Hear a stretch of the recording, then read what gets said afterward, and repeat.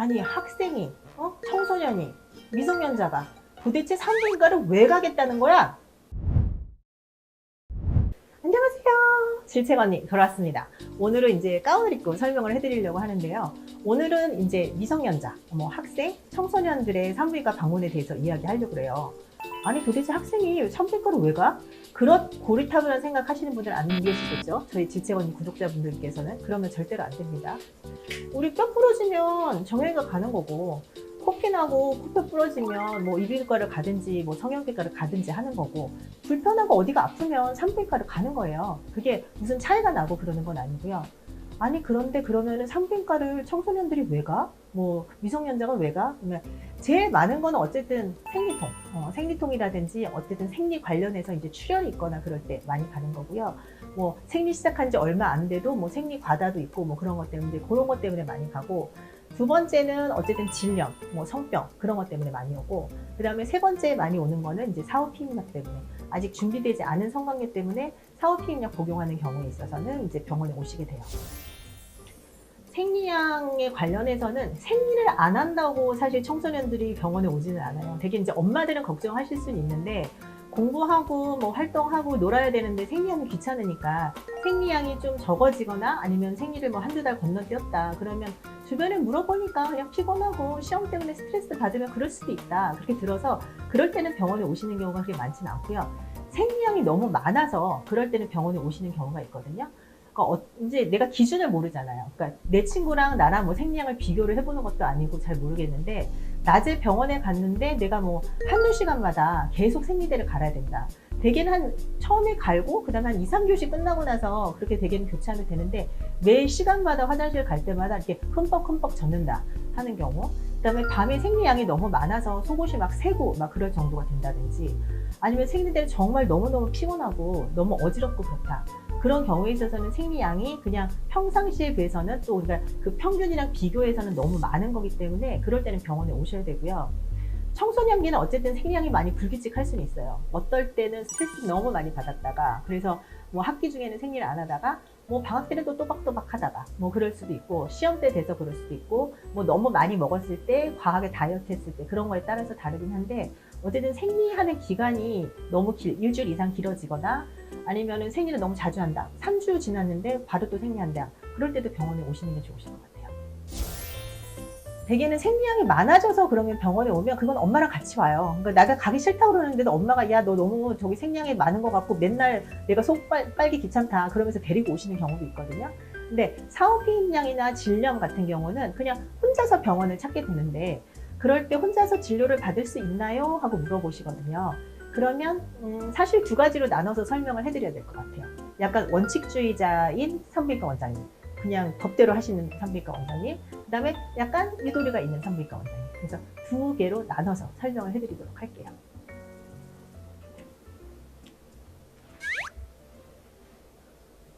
원칙주의자 원장님.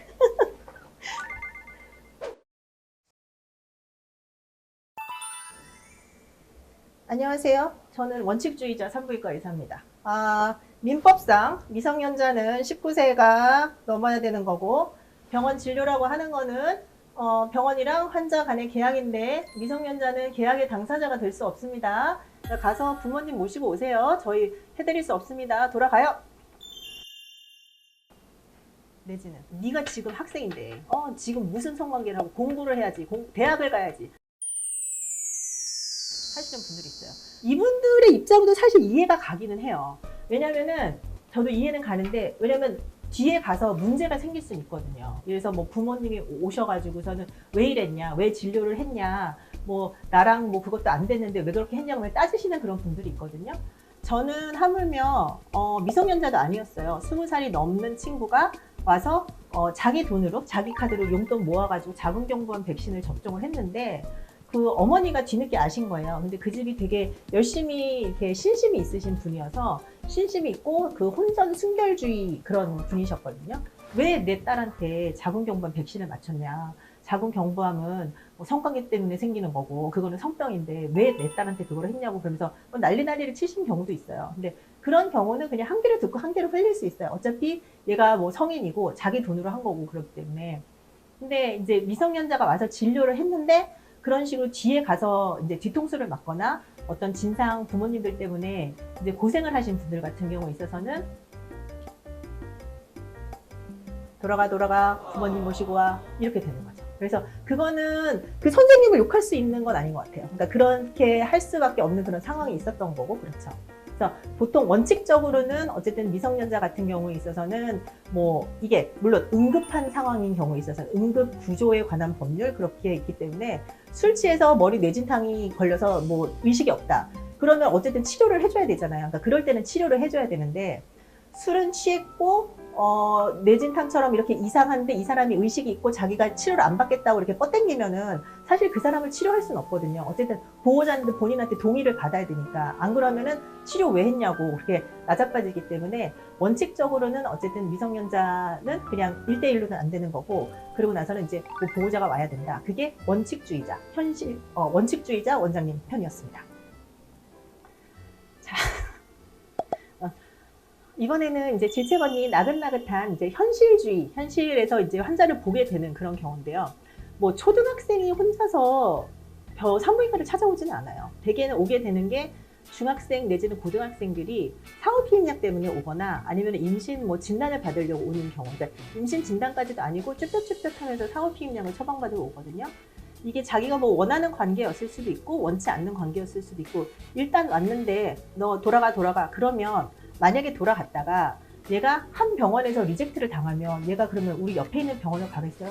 아, 우리 나이는 안 되나 봐. 어떻게 막 전전긍긍 하고 그러다가 성관계를 한 번 한다고 모두 다 임신이 되는 건 아닌데 그러다가 정말 운이 안 좋아서 이 친구가 임신이 됐어요. 그리고 나서는 또 이제 병원에 또 못 가. 부모님한테도 말을 못 해. 그러다가 배가 불러가지고서는 뭐 15주, 20주 그렇게 되는 그런 경험들을 사실 산부인과 의사 선생님들은 한두 번씩은 해보셨을 거예요.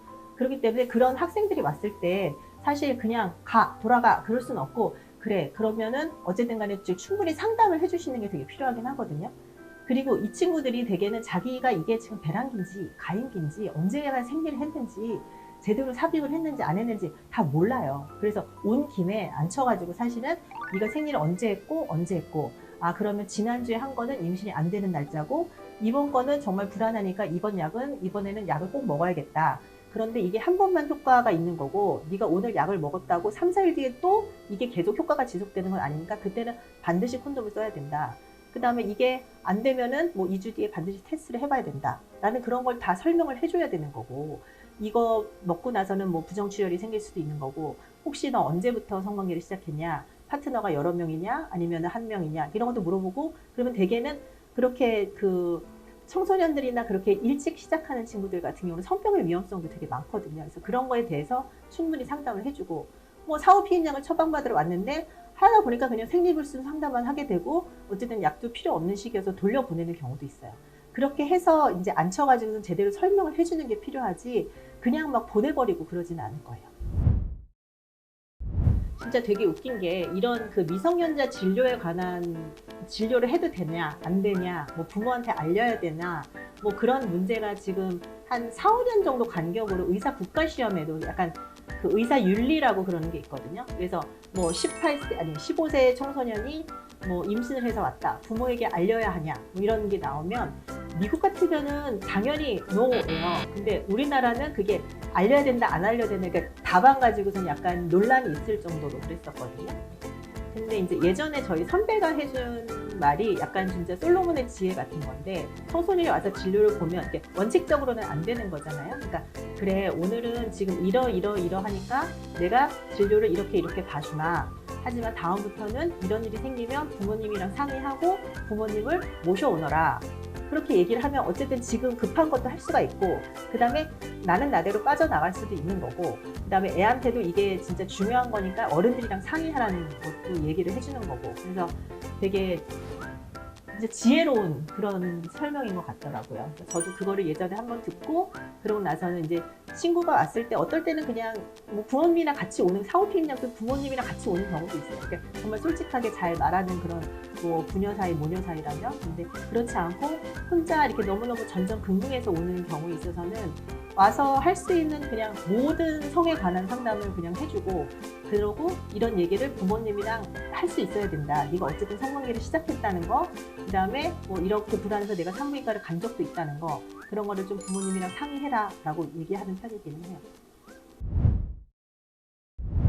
일단 뭐 청소년 여러분, 산부인과 온다고 선생님이 너 왜 성관계 했냐고, 너 왜 이렇게 됐냐고 혼내는 사람 없어요. 그러니까 편안한 마음으로 병원을 방문해 주시면 좋겠고요.